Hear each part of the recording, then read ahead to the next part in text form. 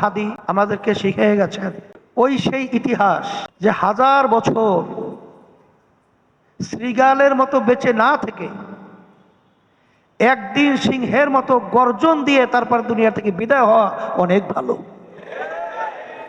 সেই বাস্তবতা হাদি আমাদেরকে শিখিয়ে গেছেন। সারা বাংলাদেশের ঘরে ঘরে আজকে অনেক হাদি তৈরি হয়ে গেছে আল্লাহর রহমতে।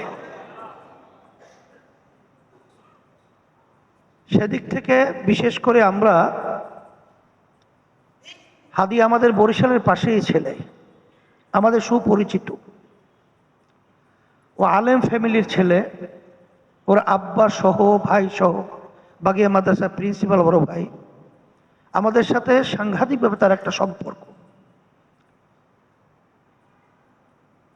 এই ছেলেটা কিভাবে ওই সেই ইতিহাস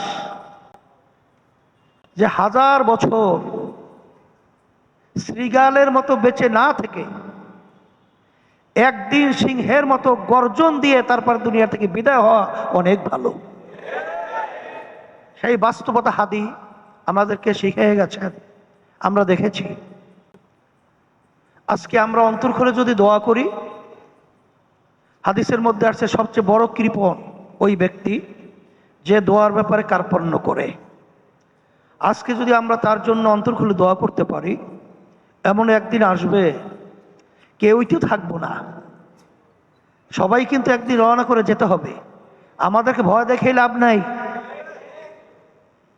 বিভিন্ন গুলি, বিভিন্ন ধরনের জুজুর ভয় আমাদেরকে দেখিয়ে লাভ নাই। আল্লাহ দুনিয়াতে পাঠিয়েছেন, যতদিন আল্লাহ দুনিয়াতে রাখবেন ততদিন থাকবো, কিন্তু যতদিন বেঁচে থাকবো ন্যায়ের পক্ষে বলন্দ আওয়াজ সহকারে বেঁচে থাকবো, শৃগালের মতো।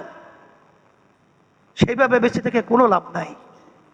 তা সেই হিসাবে আমরা আজকে অন্তর করে তার জন্য দোয়া করব। আমরা সবাই একবার সূরা ফাতিহা, একবার কুল হু আল্লাহ সূরা, সূরা ফালাক, সূরা নাস সবাই একবার একবার পড়ি।